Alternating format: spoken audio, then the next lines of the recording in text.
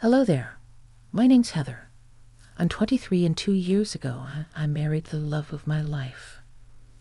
Everything seemed to be going so well, even though my husband is French. We didn't experience many issues other than the obvious language barrier. As a true testament to our love, I decided to start learning French so that I could better communicate with him and his family. That's how much I loved him. I was doing this secretly. Frederick and Avril, my husband and mother-in-law respectively, had no idea that I was learning French. Not only was I learning French, but my diligence and discipline allowed me to be relatively fluent. I knew now that if I was dropped in the middle of France, I would be able to survive, at least. You might be thinking, well, if you're so good at French, why doesn't your husband know? And you'd be right in asking that. Well, the reason is that I was a bit shy, if I'm being honest. It can be nerve-wracking approaching someone and trying to speak their native tongue, especially if you're constantly with them. But I decided that enough was enough. I had to stop speaking French with both my husband and my mother-in-law. After all, the whole purpose of my doing this was to facilitate better communication, right? Well, it's a good thing that I didn't start speaking French so soon with them, because I found out some very interesting information one day that led to a series of unfortunate events. Hello, Mama. How are you, my son? Thank you for inviting me over this lovely Sunday afternoon. It was our pleasure. Mom? Hello, Mama. Hello, my daughter. How are you? Thank you so much for including me. Oh, hush. You know you're always wanted and welcome here. I brought some croissant and... Oh, how do you Americans say? Bagels. Yes, bagels and croissant for our afternoon tea. Oh, how lovely. Thank you so much. Come and sit, Mama. The food will be ready soon. Did she prepare the food? No, I did most of the prepping. Don't worry. Oh, thank God. Hearing this, I was wondering what she meant by that, but I was obviously too shy to speak up about it. How strange and peculiar. Avril always seemed to like my cooking. Why was she saying those things? At the time, I chalked it up to her just wanting to eat food prepared by her son that day. Maybe she wanted to taste food that she could reminisce on. Eventually, I heard her say, I hate her cooking. Why did you invite me for this thing instead of taking me to a cafe so we can avoid her? Mom, we agreed to speak in English so that Heather doesn't feel left out, remember? Oh, forgive me, my sweet daughter. I was just saying that the food looks so good. I was surprised to learn that it was my son who made the food. Oh, I wish it was you who made it. I love your cooking. At this point, I was getting confused. How could she say those awful things in French and then lie to my face in English? I thought that I must have been mistranslating, but I had a plan to reaffirm what I was thinking. Oh, please don't worry. You should never feel ashamed to speak your native tongue. Please go right ahead. I'll be fine. I wanted to catch what she was saying by recording her on the Google Translate app, just to make sure that I knew what she was saying, because at this point, I was thinking that I was wrongly translating what she was saying. We all sat at the table getting ready to eat, and what would come next shook me to the core. I want us to discuss our plan. The time is approaching. It's literally tomorrow. Frederick, you have to be serious. The app, in addition to my French knowledge, confirmed that there was some plan going on. But what? Mama, not now, I said. I would handle it. What are you going to tell her, Heather? Darling, please pass me the sugar, she said. She doesn't know anything about the plan. I was just going to tell her that I would be out of town. Out of town? What for? What was going on? I was so confused. I think they assumed that I wasn't paying attention, I thought, and they took this as a way for them to be less discreet with their true feelings. Which was good for me, as I was learning everybody's true colors. "She's not too smart," one of them remarked. Look at her glued to her phone. "We can talk about this now. Okay, Mama?" "Fine," Mama replied. "What do you want to discuss?" "The plane is leaving at 3 p.m. Are you sure you'll be able to escape her then?" "Plane? Escape me? What for?" I was so confused. "Yes, Mama, I know. I will do the needful. I know how important this is. It is extremely important. If your great-uncle doesn't see us tomorrow, he will give the house to someone else, like your cousin or your aunt. We can't have that. No one needs to know about this house." "Oh, Mama, you're so funny. Don't worry. I just said that in English so she doesn't suspect what we're talking about." "Heather, yes." "Oh, sorry, my love. I was just asking who made this delicious tea." "It's splendid." "That would be your talented son," Mama replied. "I'm afraid I'm not as good as he is when it comes to these things." "Oh, darling, your food is amazingly terrible," one of them joked. "Mom, she will catch you," someone cautioned. "She can't catch me," Mama retorted. "She's too stupid to understand us." "I don't know, Mom," another interjected. "She obviously understands some basics, I think." "Heather, how much French do you know?" Mama asked suddenly. At this moment, I knew I had to lie, I remembered, and said I didn't know anything, just so that they would continue exposing themselves, and I could continue to see their true colors. "Oh, that simply won't do, darling," Mama remarked. "You should learn some more French." "Yes, ma'am, I will." "Well, it's a good thing for Frederick and me," someone else chimed in, "as we can be gossiping about you. I'm just, how do you say, kidding with you." "More sherry," Mama requested. "We would never do that to you." "Aren't we doing it right now?" Someone laughed. "Yes, which is what makes this extra funny." They laughed, and I continued to do my job. And sure enough, as I was recording the conversation, I was also checking out other apps, websites, and forums to see if what was being said by them was indeed correct. I got about 90% confirmation from these different resources to reaffirm what I had originally thought. So now that I understood that they clearly didn't like me since they were blatantly making fun of me, I had to continue to gather as much information as possible. As if their insults weren't cutting away at me slowly, the next thing I heard shattered my resolve. As I was saying, this house is extremely important. No one can know about this house. Okay, we need to be the only ones knowing, because then we could make a lot of money. We can't lose this opportunity. "I'm so glad that we're doing this," another said. "And it's a good thing we didn't tell my wife about this, because I don't want to share the spoils." "Me neither," someone else agreed. "Everything needs to go smoothly. Your great-uncle Pierre said that whoever contacts him first about this issue will inherit the mansion. So we need to go there physically before anyone else, and we can begin working on remodeling and improving the house." "I can't wait to have a house in California," another person said excitedly. "This is where I will be going to escape my wife and my life here in Florida. Sometimes I can't stand her." "You know you're still young," someone encouraged. "Way too young to be married to someone like her. Anyways, come and live with me in California. You can enjoy yourself and your youth with women and booze. You can have a good time, and then when you're ready to settle down, you could do so." "Let's leave this place," one of them said. "Honestly, Mama, I think you're right." I couldn't believe what I was hearing. I was feeling myself tear up. "Excuse me, what's wrong? Is everything okay?" Mama asked. "Yes, I just need to get something from the kitchen," I replied, hastily leaving the room. I couldn't hear any more than they said at least that moment. I needed to collect myself to not make a scene.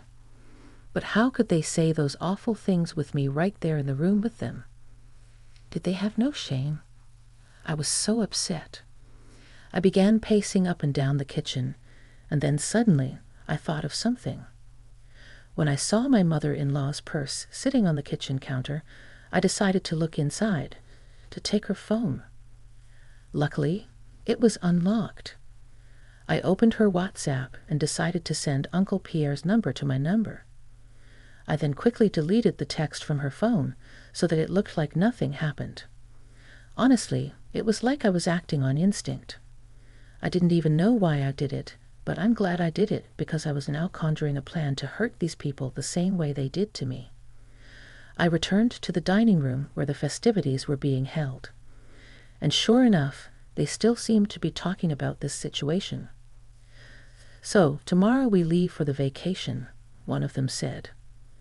"I think it's well-deserved, actually, because of all the hard work we've been doing." I second that. We deserve this break. "Is everything okay?" I asked. "Yes, honey.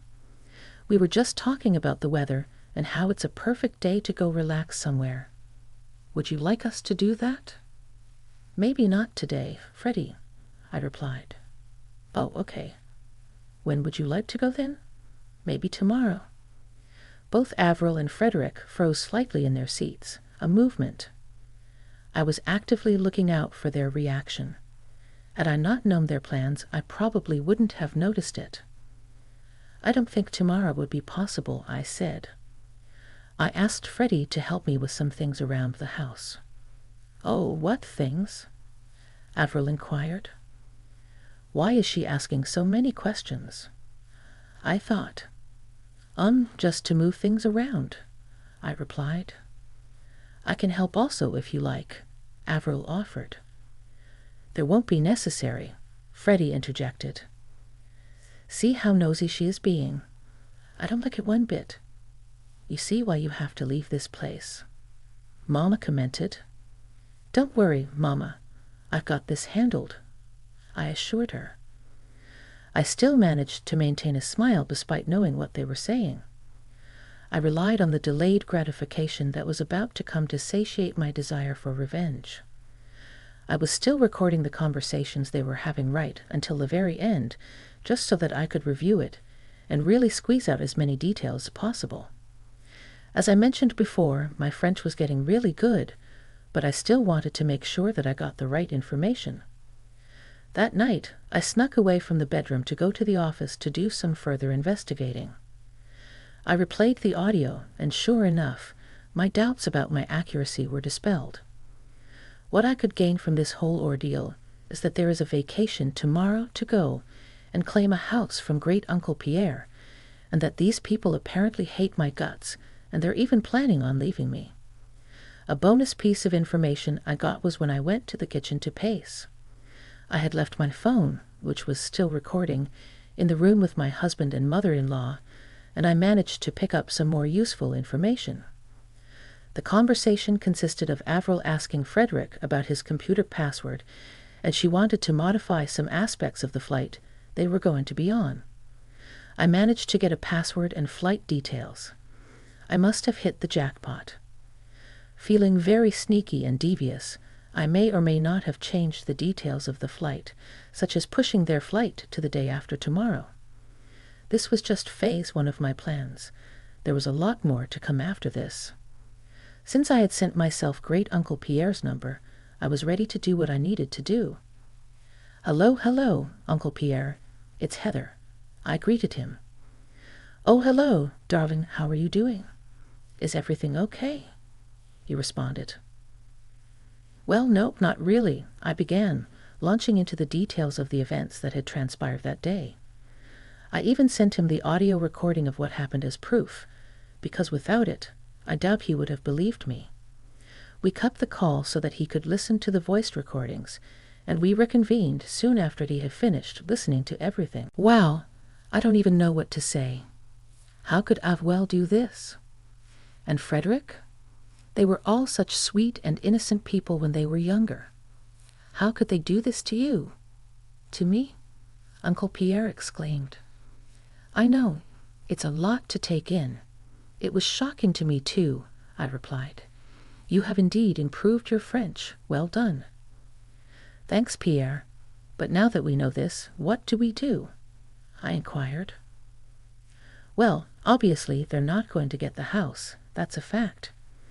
After hearing all of this, there is no way that I would bestow such a lavish and honorable gift to people who are planning on decimating the place with their evilness and foolishness, Uncle Pierre declared. Okay, I get you. It's your house, and you have every right to do what you please with it. I agreed. Surely I do. From now onwards, I will be ignoring their calls. Let's see how they'd feel about that.